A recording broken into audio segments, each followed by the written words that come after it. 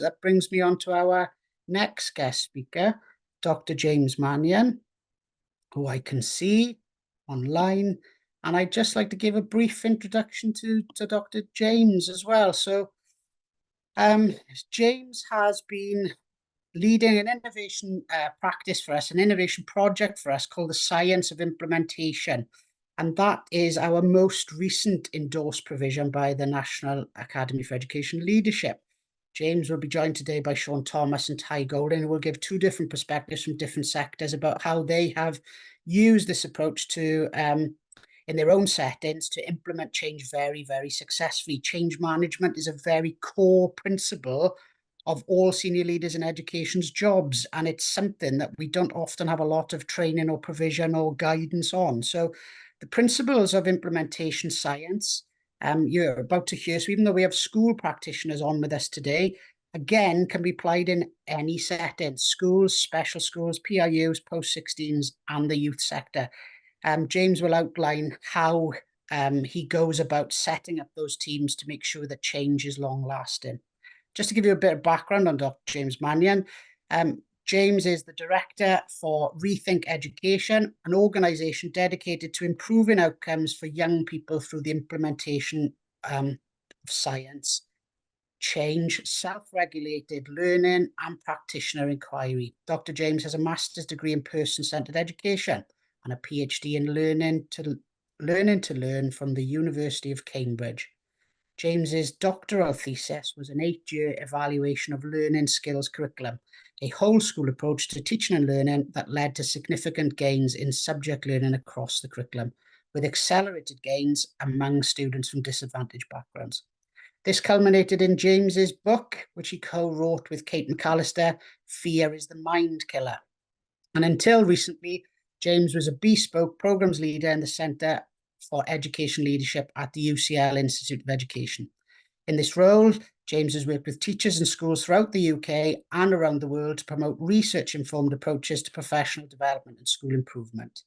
He is also the host of Rethinking Education podcast and Rethinking Education Mighty Network, a grassroots organisation dedicated to creating an education system that works for young people. Implementation science, making change stick, is another term that James will often use to describe his programme.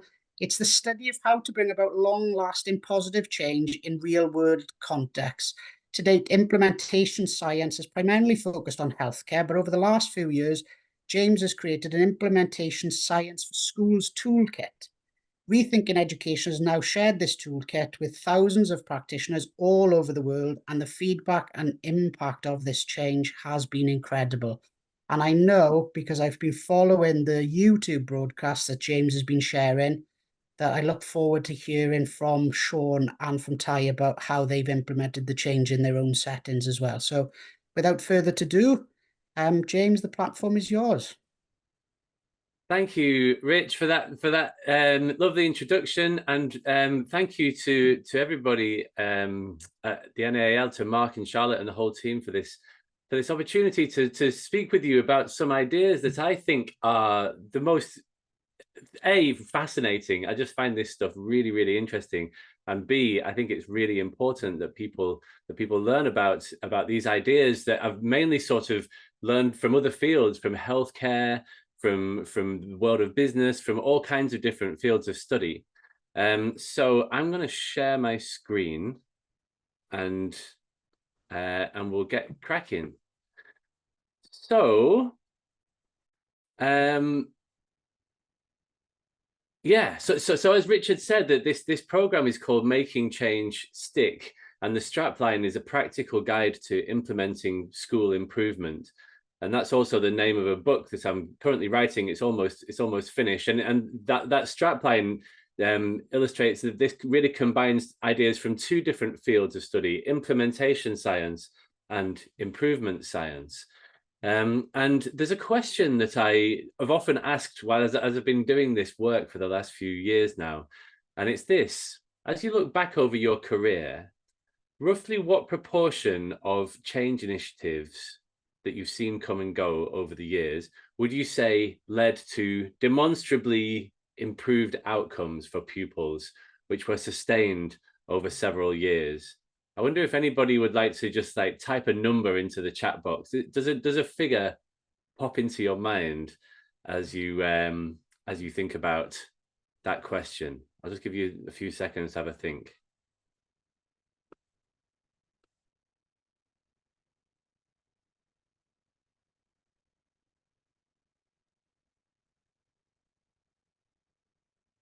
Okay, thank you, Geraldine. We have a start of a 10%. Do we have any advance on 10%? Higher or lower than 10%? So please feel free to continue to put your estimates in. Do you know, it's really interesting. Mark says 30. It's really interesting. It nearly always comes out in the region of 10 to 20%, with a bit of variation on either side. And recently, TeacherTapp, the teacher polling organization, ran this question at my request over the Christmas period, and they found that this was the answer. This was answered by almost 10,000 people. And as you can see, most people put the figure at a very low number. 13% of people put it at less than 10%. 20% of people put it at 10 to 20%. You can see that, you know, most people put it at less than 30%. And this is a significant problem, isn't it? Because there's no shortage of change initiatives happening in schools. And it seems that the vast majority of them are not bringing about lasting positive change. And so why is this? Why is the success rate so low? I think that there are many reasons, but I think that there are two main ones. Number one, school leaders aren't really taught how to implement change effectively. And that's sort of technically true in a sense, because like if they were, then that success rate would be a lot higher. But so I also know that because it used to be part of my role at the Institute of Education to facilitate the NPQ, the National Professional Qualifications for school leaders. And there's a bit of stuff in there on implementation, but there's really not enough. There's a lot missing in my view. And the second big reason, I think, is that we default to top-down change. Like change is almost always implemented in a top-down way, not just in schools, but in businesses, in politics, in the world beyond the school gates. We default to top-down change, don't we? Where there's a small number of people at the top of the organization, the top of the pyramid, if you like, and they make decisions on everybody else's behalf. And then they kind of announce those decisions to everybody else. And there are lots of reasons why top-down change is ineffective, or is often ineffective. I'm not saying it always is by any means. But I think one of them is the phenomenon of groupthink, where this is something that we've known in the literature for many years now, where when you have a like-minded group of people making decisions together, even if those people are very intelligent, highly capable, well-qualified individuals, they often make bad decisions because of weird group dynamics. There's this so-called groupthink phenomenon. And so I could talk about the problems with top-down change all day, but I'll leave that one there for now. So 10 years or so ago, it was very nearly 10 years. If you look at that the tiny writing in the top left corner there, July 2014, I was at university on a day. I just happened to be there. I was a distance student. I wasn't there very often. Happened to be there on the day when this conference was happening, implementation science. So I decided to stick my head in the door. So it was very fortuitous that I came across this world of implementation science. And the keynote speaker that day was somebody called Barbara Kelly, who opened her keynote with this remarkable statement where she said, implementation science is amazing for two reasons. Number one, few scientists and fewer practitioners have heard of it. And number two, almost everybody needs to know about this ASAP. And actually, we're still in that position 10 years later. Both of those statements are true. Very few people have heard of implementation science, even in healthcare, which is where it's really taken root. And everybody needs to know about this stuff straight away. And so this started a really interesting journey of discovery for me. And one of the first things that I discovered from the world of healthcare is that people are really interested, and have been for many years, on the extent to which what we know to be best practice, gold standard, you know, evidence-based practice, to what extent is that actually happening out in the real world, in this case, in hospitals and healthcare centers. And the research suggests, rather alarmingly, I'm sure you'll agree, that on average, it takes 17 years for a piece of evidence-informed best practice to achieve 14% coverage across the healthcare system as a whole. That's from a book by Dean Fixon, one of the leading practitioners of implementation science, which is horrendous, isn't it? They're both bad numbers. 14%, 17 years. What's going on? And so one of the ideas that these implementation scientists have been experimenting with is to use a slice team, so that instead of just having the decision made by the people at the top of the organization, you take a cross section through the community and you get representatives of different groups of people, different stakeholder groups, if you like, sitting around the decision-making table together. And so you look at the problem through multiple lenses, if you like, or from multiple perspectives. And then together as a team, you write and then implement a very, very detailed plan that usually takes place over like a 3 to 5 year period.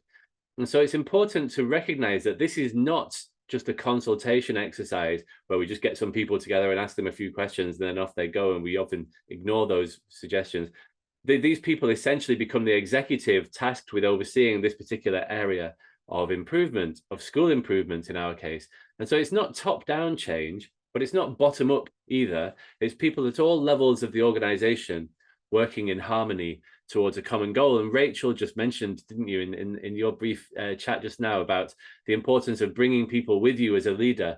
That's basically what this program does, or it's one of the many things that this program does, but it does it in a very systematic way.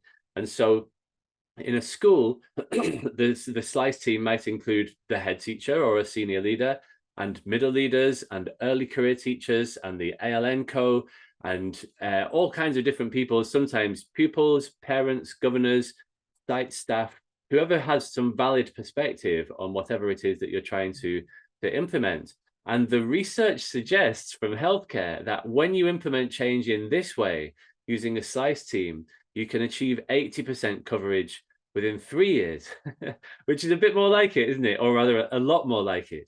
And so this was my real sort of opening moment. And I thought, my goodness, imagine if we could import that level of improvement into the education sector, the improvements that we would see across all kinds of different areas, not just in terms of exam results, but in attendance, in mental health outcomes, parental engagement, teacher recruitment and retention, whatever it is you're trying to do, these ideas will help you do that much, much more effectively.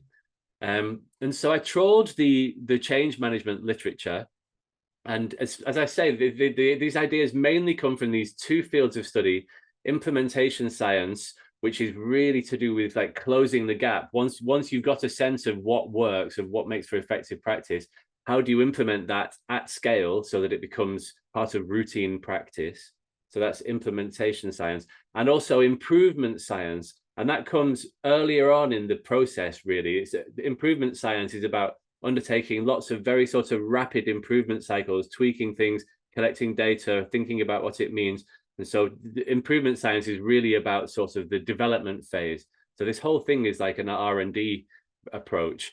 But as you can see in this penultimate bullet here, I also looked at a whole range of different fields of study. There's lots and lots of ideas packed into this program.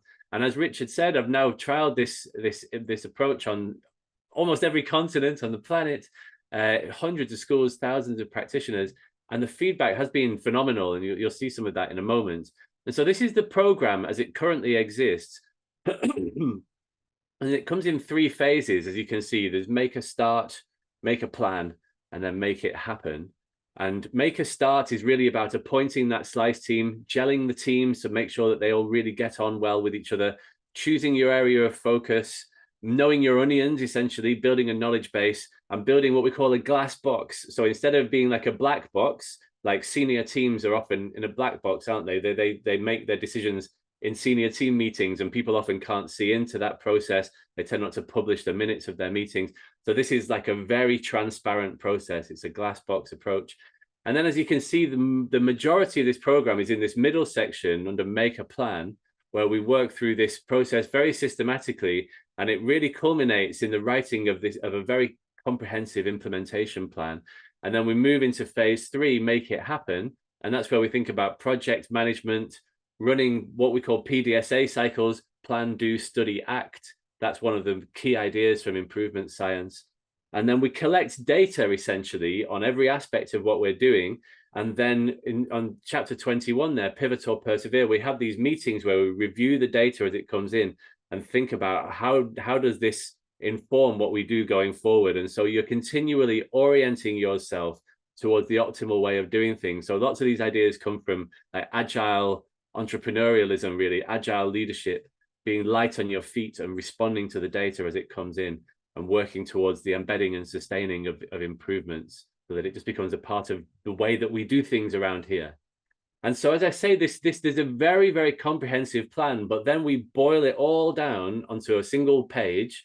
We can see here the so-called theory of change, where we have a needs analysis, looking at various stakeholder groups. What do we need to do more of and less of, and so on. That's a really important question, by the way. What do we need to do less of? How are we going to carve out the time to make this stuff happen?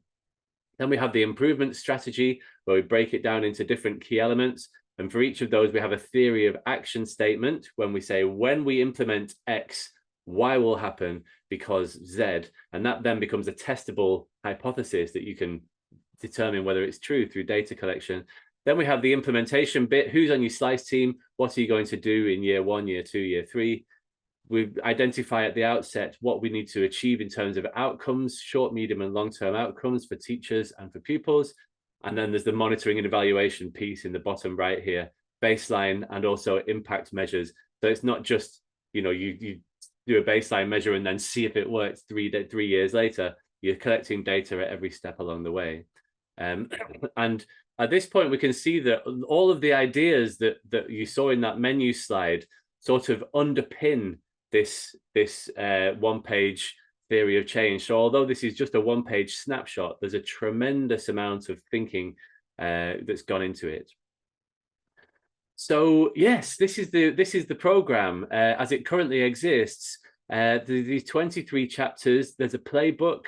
There's an implementation planning template. When I first started working in this way, I was facilitating these programs with schools, but it takes quite a while. As it says at the bottom of the screen there, it takes about 24 hours to work your way through this process, usually sort of 8 3-hour sessions or 12 2-hours spread across a school year. And so it's quite a front-loaded program. And I thought, well, I just need to get out of the way. Like, I don't have enough time in the day to do all of that facilitation. And so I created this online training suite where you can access it through that website there, makingchangestick.co. And there's a free 10-part taster course, so you can have a little play around and see whether these ideas work for you. And as I say, it's really intended, it's designed to be worked through by a vertical slice team, or one of those slice teams to work through together, working on a real world project. But it can also be completed by any individual who's interested in learning about change management. And the NAEL very kindly funded a 6-month pilot study last year, which included 9 schools in Wales. And I just want to share with you, before we hear from two of the school leaders who took part in this process, I just want to share with you a very short video with some of the other school leaders who we won't hear from today, talking about the impact that this has had at their school. The impact has been huge. When we look back and did backward design, we found that lots of things we want to implement have been tried before and failed. But by using a vertical slice team and getting the message out to everybody, everyone having a voice has made a huge difference to us as a school. Now we've got buy-in, we've got the relationships, and we've also got a collaborative culture and consistency. What is really done, Slice team has been a transformative way of us of implementing change. I think traditionally an idea comes through a member of SLT, probably who's been on a training course, or they've seen something in another school, and then they discuss it at SLT, and then that gets rolled out in school, and you don't have the same buy-in that you have from a slice team. So we've got members of staff from SLT, middle leaders, experienced staff, NQTs, teaching assistants, governors, pupils. Effectively, every stakeholder is covered. So everyone's got a voice in that change, and that makes buy-in across the school far more powerful. I would definitely recommend implementation science programs for the school. For me, the widest impact has been on involving the wider members of our school community. So removing that idea of a top-down approach to change management and involving the whole community to ensure that change is lasting. It's always in my mind now. I would say everyone talking about the slice, that is the most powerful thing. I think the equation is something to really look at, and backward design. Those three things for me, I think about them whatever I do now. We were yet to find out our focus when we formed our vertical slice. So people sort of just came into it really open-minded and excited because it was something that they were going to develop for the children who were in their class. So the impact really for me has been on the engagement of our staff. I would definitely recommend it to other schools. It looks like it's this big thing when you first see it, but as you work your way through it, you make sure that you don't miss anything out and everything is done thoroughly and properly. And as a school moving forward, everything we try to implement will be done using this method because we've found it so successful. So go for it. There you go. So we're now going to hear, I believe, from two of the school-based practitioners, from Sean Thomas, who we saw earlier in that clip, and also who's from Milford Haven School down in Pembs. And we're also going to hear from Ty Golding, who's the head teacher of, oh my goodness, the name has escaped me. I'm so sorry, Ty, down in Barry Town. Just the head teacher of Barry Town, that's fine. The head teacher of Barry Town, Holton Primary School in Barry. So shall we go to, I think we said it would be Sean first. Is Sean here? Perfect. Right, so for me, I was a bit of a shock then seeing myself in that video without a beard that I've been growing for the last 6 months. But for me, one of the most important things about this program, and it was really emphasised in that clip then by a number of different members of staff, is the importance of the slice team. And in terms of like my own leadership, when we first interacted with James, was back in January 2023, we almost instantly adopted this as a way of working within the senior leadership team. I took it back to the senior leadership team, and we then adopted that as a way of working within the school in terms of making change happen or making change stick. So the slice team for us, and for me personally, allowed me to build better relationships with a wider range of staff. So, and I don't mean just personal relationships. I would say that's something that I've always prided myself on, having good interpersonal relationships, but really knowing what makes their job a success. So how can they be effective in their role? What makes their day a little bit easier, or makes it easier for them to be successful? So having that cross-section of team across the school. So we had myself and a deputy head as part of the leadership team. We had a couple of middle leaders, an NQT, a pretty experienced teacher, 2 TAs, and a governor as part of our very first slice team. Having that the insight into other people's roles was really, really valuable for myself as a leader, because it allowed me to almost, set them up for success as best as possible, and give them the tools and the time and the resources that they would need to be successful when implementing their area of responsibility. But it also, from myself point of view, from developing my own leadership, also gave me more confidence in delegating tasks to others, and getting to know people's strengths, areas for development, knowing what they're confident in delivering, also assisting them in developing their own leadership skills. So building those relationships and also improving my own confidence in delegating was a real plus point for me as working as part of that slice team. Now, when we look at like the school as a whole and the organisation, what kind of impact it's had on us, like one of the main things I can say is we've had a massive reduction in what I would talk about as initiative overload. So we all know what it's like when you work within education. A new thing comes out, you all think, oh, this is fantastic, we're going to implement this in school. Like James has said, it comes from an SLT meeting, somebody's seen it, and this is what we're doing. And then 6 months later, the enthusiasm's gone from it.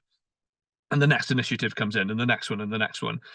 What following this program, the implementation science has done has reduced that massively, and there's been that much less burnout from ideas. So now when an idea comes to the table, it's really thought through thoroughly, it's discussed as part of a slice team, really analysing, right, how effective and sustainable, and that's the key word that we talk about at the school at the moment, is how sustainable is this idea going to be?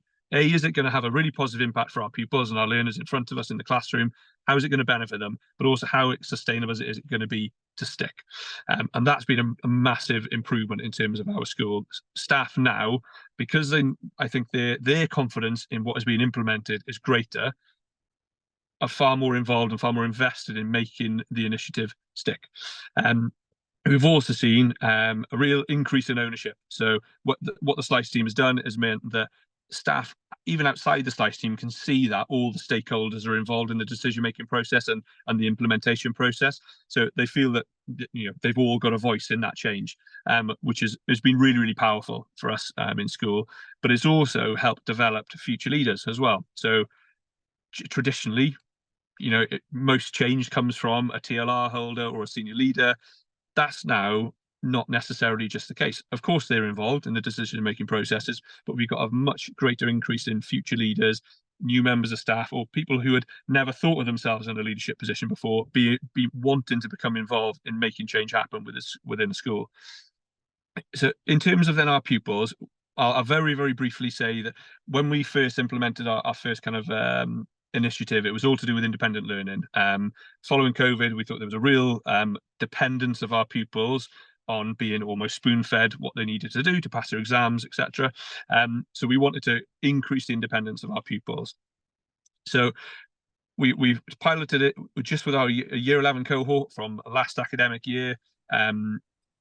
Put into place a variety of different strategies to help improve their independent learning skills. It was delivered by a whole team of staff that were to some extent all involved in the Slice team originally, and then as that grew, more and more people became a part of it. But it really quickly, for those of you, I'm not sure how many of you on here are secondary school teachers, but we're obviously measured by our outcomes for our year 11 pupils, rightly or wrongly. But it saw a really significant improvement in nearly all of our measures that we get assessed against as a secondary school for that year 11 cohort in a really short space of time, in just one term's worth of work. More importantly, though, I would say there are two bigger factors at play here, because it's now rolled out across the whole school, our programme that we initially led with. We've seen a huge increase in parental engagement. We've held workshops involving parents to come in and that have been run by members of the Slice team. Again, those are the type of workshops that are normally run by a senior leader or maybe an experienced middle leader. They've been sessions being run by TAs, been run by NQTs. It's been fantastic. So in terms of developing those future leaders, that's another reinforcement for it. But parental engagement is massively increased. But most importantly, pupil independence. So the pupil feedback from them is they are telling us that they are more confident in completing tasks independently, whether that's in lesson or outside of lesson time at home. And that's also been backed up by staff voice. The single biggest success factor in the whole programme for us as a school, and the biggest change factor, has been anything now that we try to bring in as a school is that involvement of a Slice team. That has really caught fire with our staff. They're really, really engaged in it, really want to be a part of those teams that are bringing change to school. Because I think they feel the most important, the most empowering part of it is they all feel that they've got a voice. So from my point of view, like from a personal leadership, organizational leadership, and most importantly, for our pupils that are benefiting from it in the classrooms and within the corridors and playgrounds of the school, it's been a huge success. So yeah, I can't thank James enough really for bringing his ideas to the table. Yeah, thank you, Sean. That was interesting when we talk about making change stick, because it looks like that beard is well and truly stuck. Is that 6 months of hard work, is it? It actually, yeah, well, pretty much, yeah. I got very lazy after I did Movember earlier in the year, and I just let it all grow from then on. This is 6 months as well, so you're far ahead of I am. And I don't know really how much more I can offer with regards to, you know, the specifics there that Sean has covered. I think, you know, we're looking at it from the perspective when we first considered implementation science and this making change stick program, and needing a necessary context, and where we landed, particularly around anti-racism and diversity, and looking at our decolonizing curriculum work in school.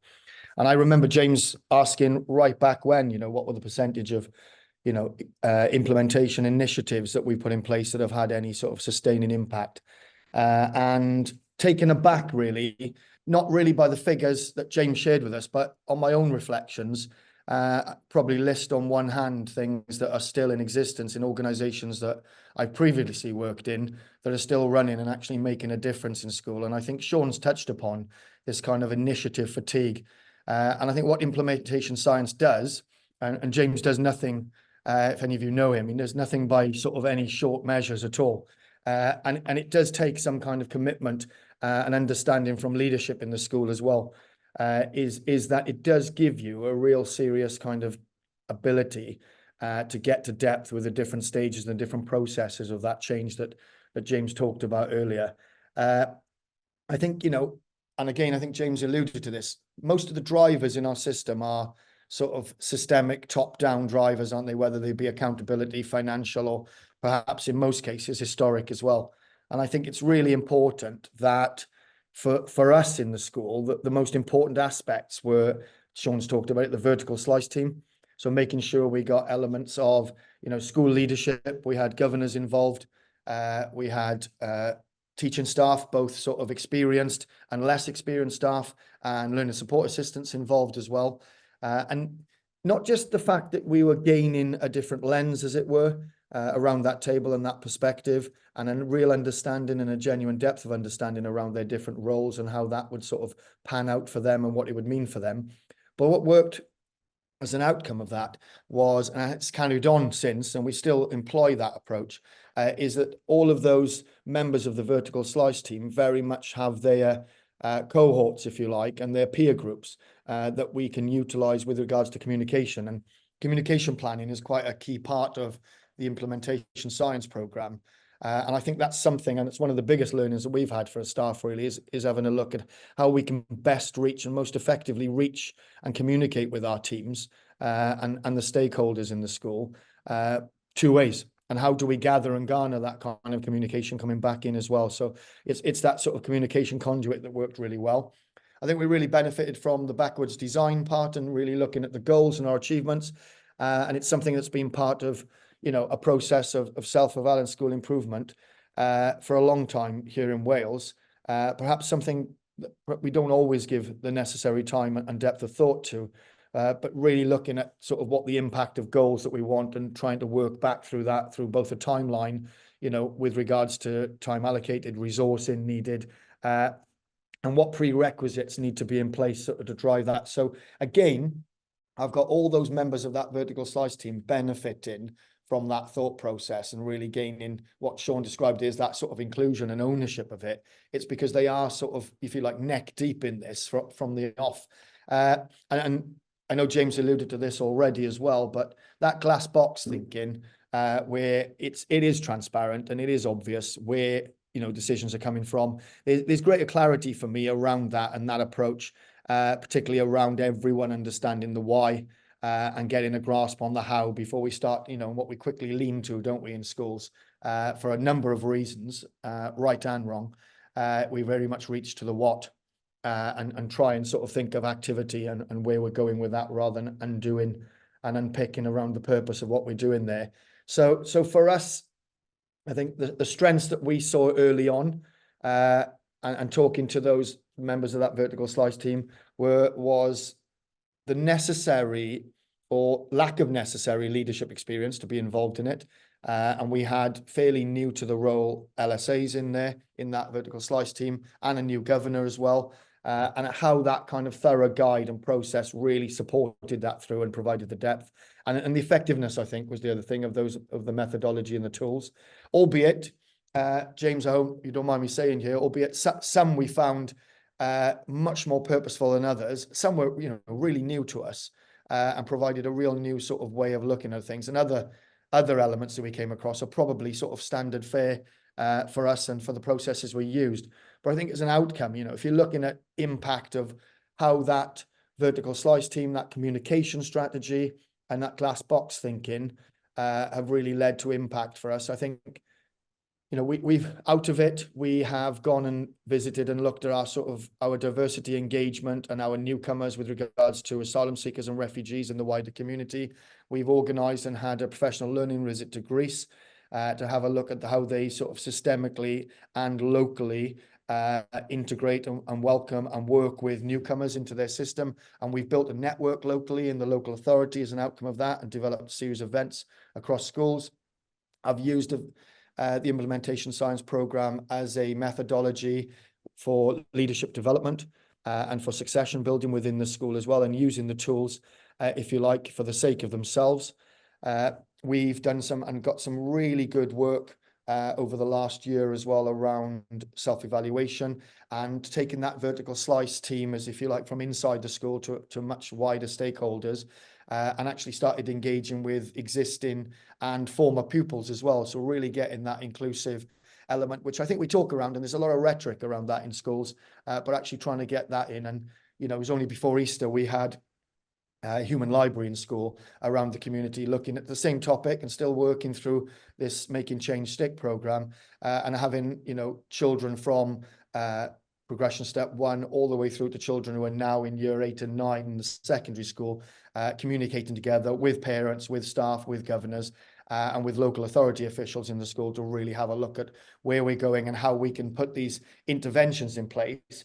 But the idea for us was to try and make sure we're making the right decisions based upon the evidence, and what was working, what we needed to keep doing, and what we needed to exemplify across the wider sort of team, and what we needed to move away from as well. We've got a PLD program now based around some of the ISS elements that's built in for the school. Our Learner Voice and our Diversity Children's Group are working with local community groups and building that, and particularly around the vertical slice team within the Learner Voice group with regards to that sort of stage and age, and linking with our secondary school and their diversity groups as well. And from all of that, the reflective element really, and the kind of fastidiousness and the time that you need to put into the thinking and the articulating, it was really helpful. So out of that, our staff have developed, and we've really refined our sort of professional and independent sort of learning journals really for our staff, and how we reflect on and become a little bit more judgmental and evidence informed around what we're doing as practitioners, and what's working and what's not for particular cohorts. And I think the other thing out of that all is that, you know, we had some real acute engagement from governors on that, and it's how we've engaged that governing body then in sort of taking forward the change that they want to see in the school, and using some of those ISS methodologies as well, and holding that up against what that change and what they see as sort of the way forward for us. Fallout from all of that, really, most recently we're leading anti-racism and diversity training for, you know, a couple of dozen schools across the local areas as well, and working with school leaders and supporting cluster groups on that.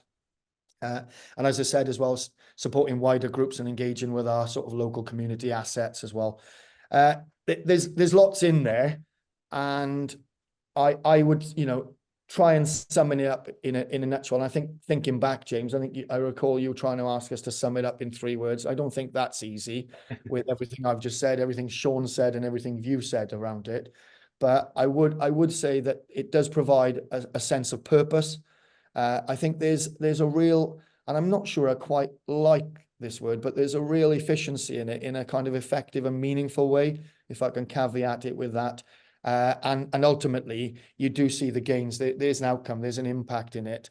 And for me, I think one of the most notable impact, besides the back end with all the learners developing from that, is the outcome that we've got with the quality of dialogue and the ability for our staff to engage and talk about change, and what effective change does mean, and what it means for them.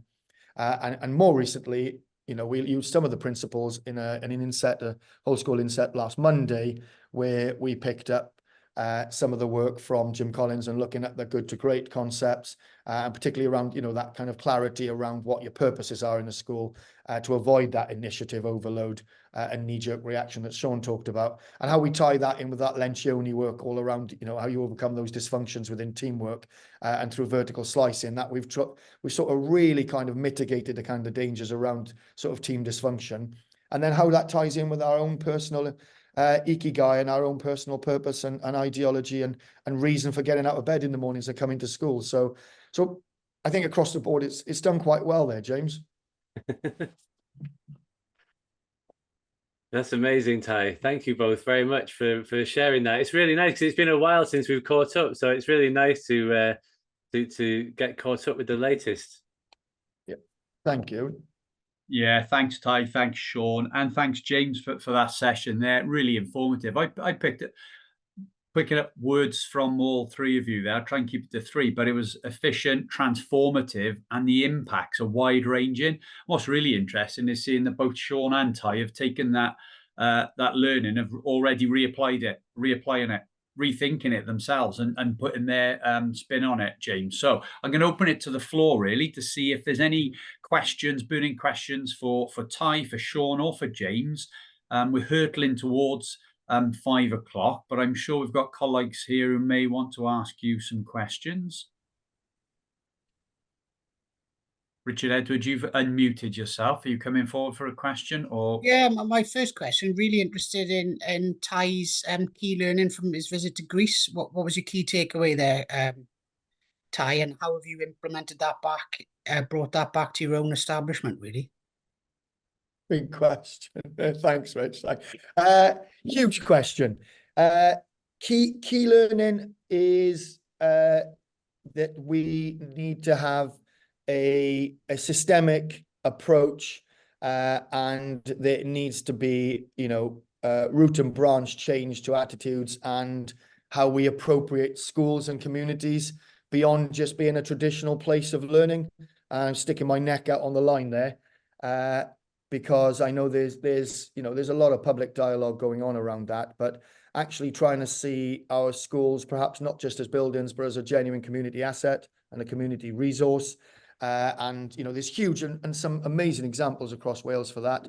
But equally so, when you're looking and you're working with schools and organisations that are even sort of part housing newcomers and arrivers and asylum seekers, it does put perhaps what we do to shame. I think the other thing I learned from Greece, and is a huge lesson, is the importance of adaptability and flexibility, and if you like, that reflexivity. I think that's huge. In that, one example I can give there is that a lot of the newcomers and a lot of the way they dealt and sort of approached that inclusive attitude in Greece to the change in demographic was very much around principally looking at language programs and community engagement programs through the medium of Greek. And if you take the language as an example there, and how over the last 3 years that's changed, because a lot of those people arriving in Greece were traditionally settling there, but actually what they've noticed now, there's an excess of 90% of those who land in Greece are actually leaving Greece within the first year and a half. So they've changed it. Everything now they provide is through the medium of English. Yeah, did that influence the composition of your vertical slice teams, your sort of diversity of your team at all? Yeah, absolutely. And I think, for us, the whole thing, isn't it, is to move from if you like, from a sense of passiveness to a sense of proactiveness. And I think that's what the program has done. It's allowed us to keep a steady ship and keep, if you like, that median, and keep us going forward in a program where, again, even my demographic in school and my population is changing quite quickly. So I suppose what the program gave us was a kind of true north, if you don't want me using that term there, as and what that visit did is waking us to the fact that we need to be flexible with including having people involved and letting them go as well, because they're not with us for too long. So, but equally so, every engagement is a learning point, isn't it, for us as a community to be able to adapt. Yeah, thanks, Ty. That's really interesting. And one question back to Sean. Sean, you were saying about that, touched upon that initiative overload a lot as part of your staff. Have you got any key learnings from the staff, changes in attitude, changes in culture? Have you got any sort of reflections on that, part of that journey from your own teams there? Well, I think what would be one of the really key bits for that is James talked about it in his, the glass box rather than black box. So it's that openness and transparency with the staff. So rather than discussions happening around the SLT table, then all of a sudden an initiative is put on to staff, and then over and over and over and over again that happening, staff lose trust in that, don't they, over time? So just being far more open with them and having more staff involved in the slice team, for example, gained more trust. And therefore, like, I can't say enough. Like James mentioned it in our very first meeting about making sure that SLT minutes are shared across the school, and that's made a big change. So everybody can see every aspect of the decision making, no matter what level it's taking place at, whether it's at senior leadership level or whether it's part of a slice team. That has made a big difference in terms of the trust that staff have in any change you're trying to bring. There's quite an intersection here, isn't it, between sort of this work that you're doing and the things that we listened to earlier around that, the importance of that sort of leadership from the middle as well, Sean, isn't it? And grab the Leadership from the Middle book by Andy Hargreaves as just a nice starting point, if you like. But it's really nice, and looking at how that does that then in itself, all the way through, provide a sense of agency, isn't it? Whether that's professional agency or teacher agency. And again, is a really nice bit of reading around that sort of, that ecological approach to sort of professional agency. And I think that's really important to get a hold of, and how this underpins that. It is bizarre that, and it's no coincidence, James here and everyone else, how everybody seems and hangs on that vertical slice team and how the value of that provides. It's the foundation of that pyramid, really, isn't it? So, and obviously, there's also a good book called Fear is the Mind Killer as well, James, that sort of has a lot. No, but there's a lot in that I keep kind of looping back to and kind of thinking, yeah, there's a place here for that. And, I think that's really important about, again, providing that learner autonomy and agency as well. Yeah, I mean, quite a few of the schools chose to focus on that. So the other hat that I wear, the other work that I mainly do is around learner effectiveness or self-regulated learning. And obviously, there's a lot of that going on your side of the border at the moment, and not so much on this side of the border until we get an election date. It seems that might change soon. But yeah, but so lots of the schools, Sean's thing looked at learner effectiveness, and about, I think 5 or 6 of the 9 schools in the pilot study we're all focusing on that, and it works really well. But as you said earlier, Rich, it's very adaptable to lots of different settings. Basically, whatever it is, it's not necessarily whatever it is. It's when you've got an improvement initiative that's sort of high effort, high impact, like the quick wins. This doesn't really lend itself to quick wins. You don't want to spend 24 hours, making a comprehensive plan about, whatever it might be, changing the time of lunch or something, right? Like, you need to, this is stuff that's like the big heavy stuff like the RADI agenda, closing the gaps between, different groups of kids, improving the way you do feedback, behavior, attendance, all of that, those like parental engagement, those things that are really difficult, and ongoing. This is really designed for that stuff. They're complex initiatives, aren't they, or interventions, really? Yeah. And what you've got here is a pathway to help you navigate that. And, I was really transfixed at the beginning, James, of sticking to the pathway religiously. And actually, there are bits where you're going to need maybe now and again to take a step off and have a look at it, So, and it worked like that. It really did. One thing I didn't mention for anyone who's still listening is the fact that I ran my vertical slice team in parallel to one in another school. So we actually used it as a school collaboration as well, so that every part of our vertical slice team had an opposite number in another institution. So, and they communicated both as 2 teams, but actually as 2 individuals as well. So there was quite a sort of dynamic going on. That's amazing. That's like taking the ladder and then making it into a DNA spiral, isn't it? It's like going that way and also across schools. I absolutely love it. And it's so lovely as well, Sean, to hear that you were saying that the senior team is now sharing the minutes of their meetings with people. And so the ideas have been taken on not just by the slice team, but actually it's sort of changing the culture of how the senior team works. Yeah, absolutely. And I think, like, because obviously, as you all know and hear, that each member of the senior leadership team has their own kind of areas of responsibility, but it's what's been really, and you normally kind of work within those teams quite closely. What's been really successful about the slice teams and that new kind of openness is that you've got members of staff like cross collaborating in areas that they would not really normally dip their toes into. So I know that there's one of our directors of our AOLE has been really heavily involved in the attendance kind of group that has been working, and vice versa. Then we've got one of our heads of house, our pastoral team, who has been really important in our kind of new homework and independent learning outside of school policy making. So you've got people just gaining experience and ownership of things that would not normally fall across their lap, really, and that's a real positive. There's more proactiveness, I would say, which has been a really refreshing change. Amazing. That's a really nice way to finish. We're 2 minutes away, so I'm going to take this time to thank Ty, James, and Sean, but also to go back and say a sincere diolch yn fawr iawn to everyone involved in organising the online event this afternoon. it's clearly showcased the impact that quality assured professional learning has. Thanks again to Matthew from Birchgrove, Jane from Rethinking Education for your contribution, but a very special thanks to Jodie, to Sean, Ty and Rachel for being honest in sharing your experiences and insight into the learning and the impact that it's continued to have. It's been a privilege to listen to, and you should all be very proud of the work that you have done and you are doing.